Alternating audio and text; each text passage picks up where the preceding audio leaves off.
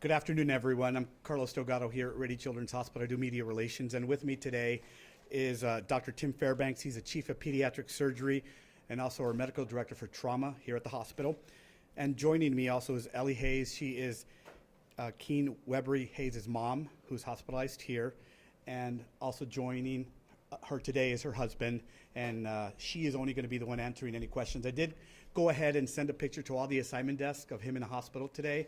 That's the only picture that will be released by the family, and we're going to start off with Dr. Fairbanks. We're going to open it up to questions once everyone is done speaking, so they have a few things to talk about. So we're going to start off with Dr. Fairbanks right now. Thank you.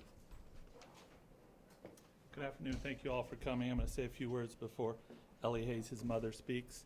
On Saturday morning, we received Keane after he had been bitten by a shark. He was stabilized and taken to the operating room. In the operating room, we found that he had a large soft tissue injury to his left upper back torso, his left upper arm and his shoulder, and injuries to the left side of his face and his earlobe. He did well in the operating room. He's currently in serious condition. He's been recovering in the pediatric intensive care unit. Keane wants you to know he has all his limbs, and he's going to be going home fully intact. So it has been an honor to take care of Keane and his family during this time, and I also want to let you know our work is not done yet. We're thrilled to be where we are right now, but we still got to get him across the finish line and get him all the way better. Let me introduce Ellie Hayes, his mother, and her husband. To let you know what type of people they are, we were preparing for this, and as we were talking about her son who's been through the events we're about to talk about, she was talking about her concern for the other family members in the pediatric intensive care unit. So without further ado, Ellie, go right ahead. Thank you. So my son, he's 13 years old. He's Keane Webbery Hayes. And first off, we just want to thank everyone, the community, and I mean, absolutely the first responders and the do-gooders that saved his life. We really do believe they saved his life. The hospital's been amazing. It's our first time ever in this hospital, so it's just amazing. And just our friends and our family and the community of Encinitas it's been unbelievable. We got blessed on Sunday. We got very, very lucky, and we know it, and we are very thankful.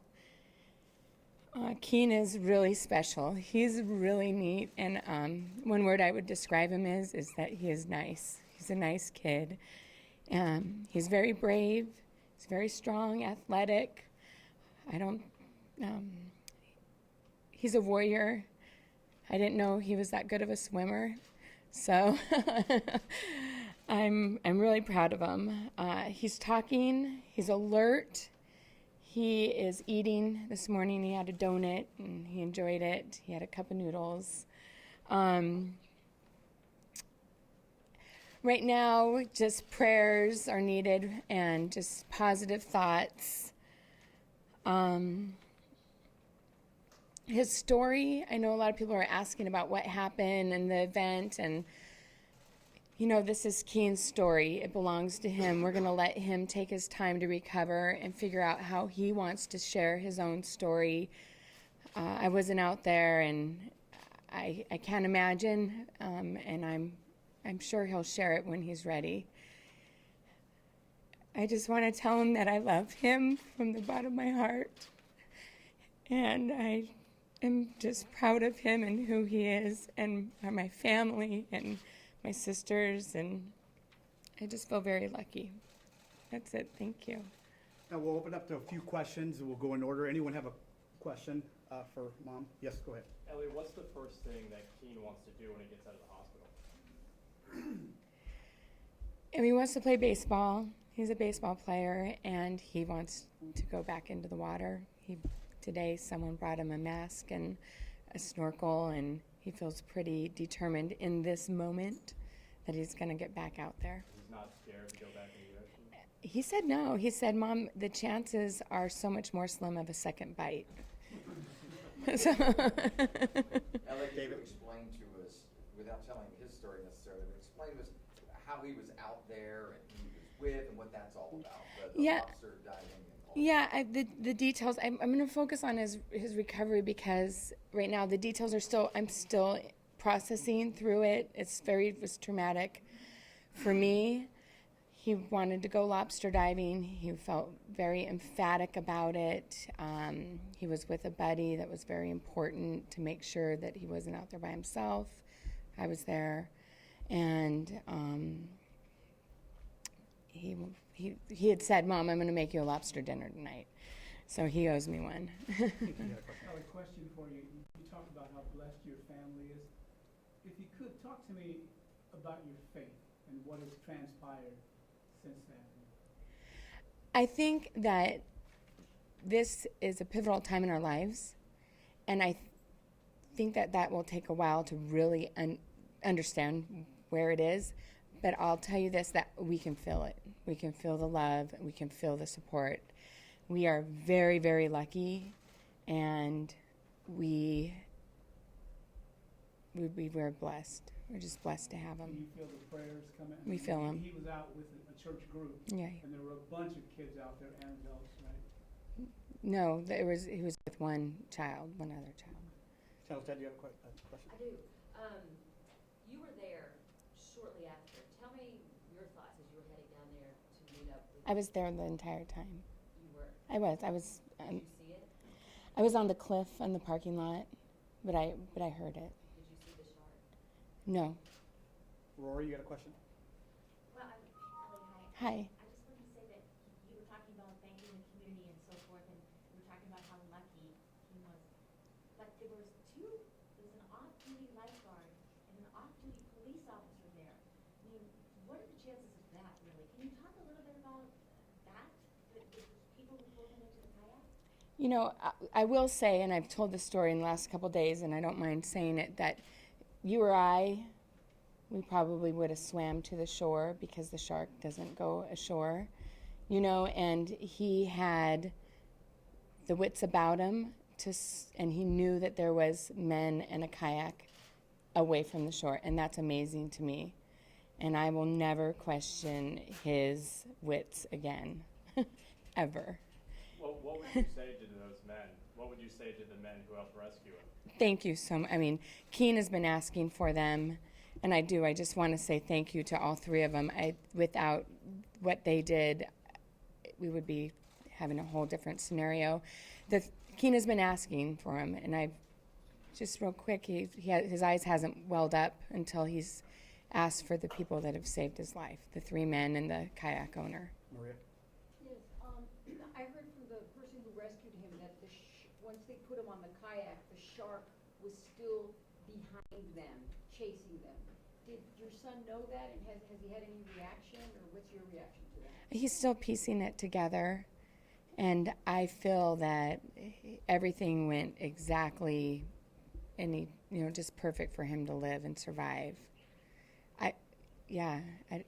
We'll take one last question. KUSI? Yeah, your son's story inspires me already. Thank you. when I talk to him. But do you feel like this was a miracle? And why? I think it is a miracle, and I think Keane is a miracle, and I think that he's very, very, very strong, and he's a survivor now.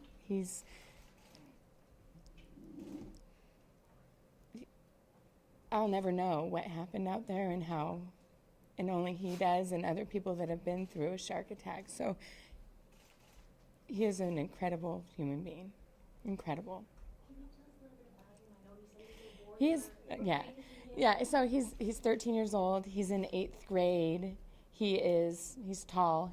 You would think he was in maybe 10th grade. He's very tall, and he is smart, nice, articulate.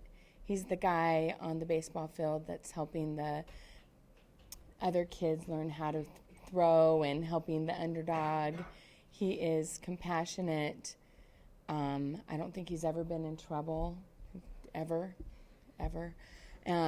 He goes to church, and he's just a really exceptional kid. What position does he play? Can you tell us? He's a pitcher in first base. And do you know how much longer he's going to be in the hospital? I don't know. That'll wrap it up for her. Thank you guys very much. We have Dr. Tim Fairbanks. Dr. Thanks, Ellie.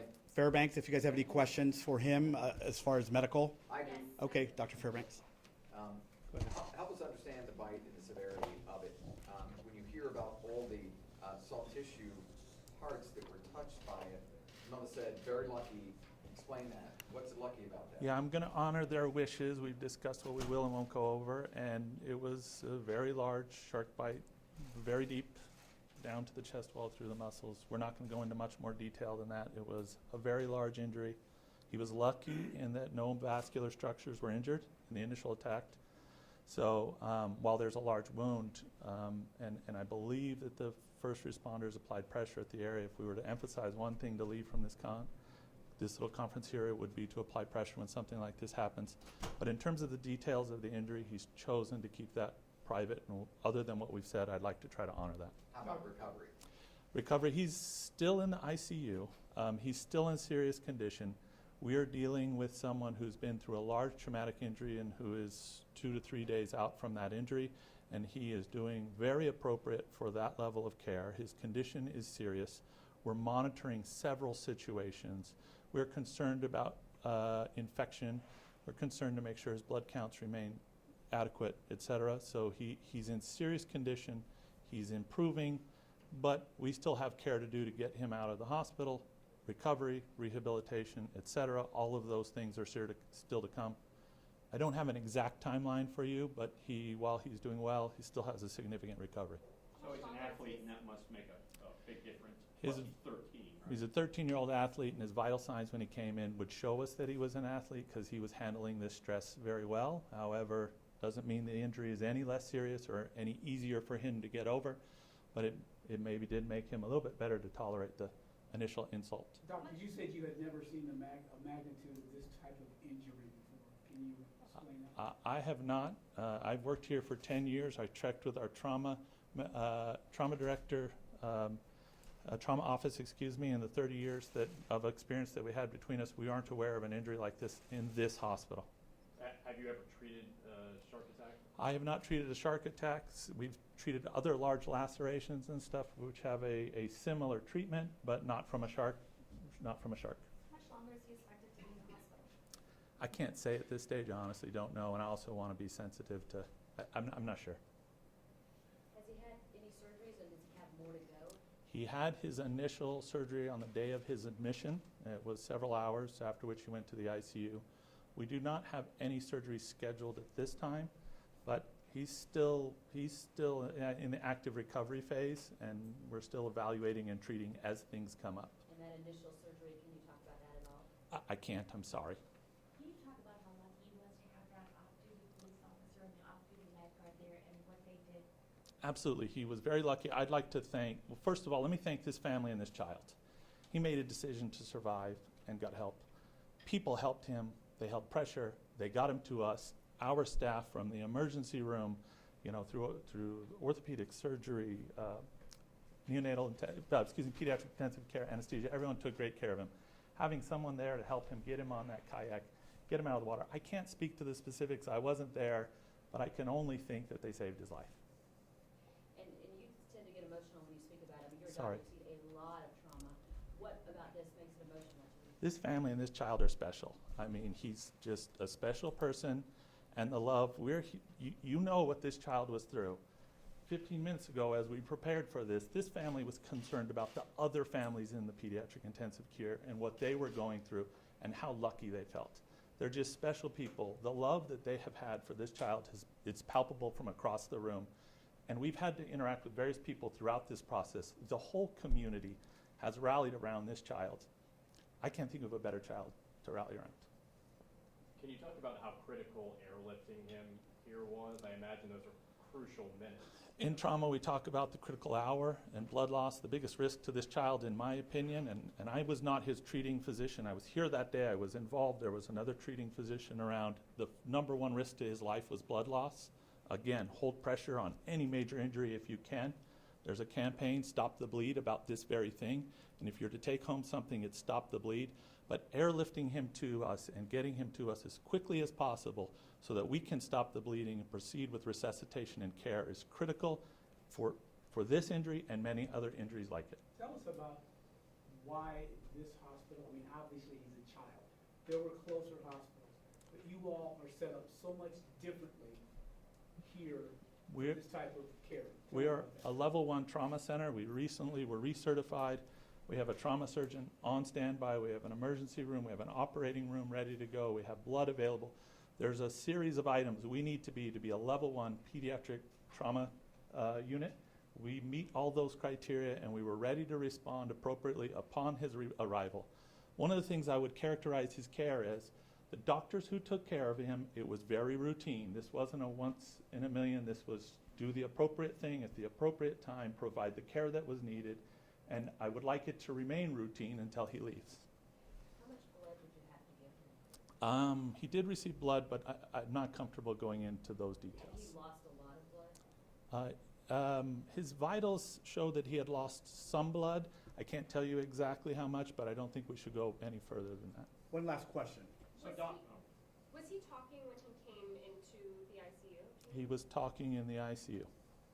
Kevin, last question. So he made a decision to survive. What does that look like? I mean, can you talk more about what that means? The honest decision is, I wasn't there and I don't know, but given the choice, he sought help. The help was given to him. They got him to the beach and they started providing care. They applied pressure and they brought him here. We can't help you until you reach our facility. He made a decision immediately to take action to save himself, and then those around him continued to provide that care until he got here. We can't do anything until someone gets here in our care. He initiated his care by getting help, calling for help, and people responding and taking appropriate action. Lifeguards, fire department, transport, etc. Thank you to all of them. Thank you. Thank you, guys. And again, just one last thing, the families continues to ask for privacy at this time, and just want to thank you for all the support. Thank you, Tim. Thanks, Doc. Thank you. E-L-L-I-E, Hayes, Ellie Hayes.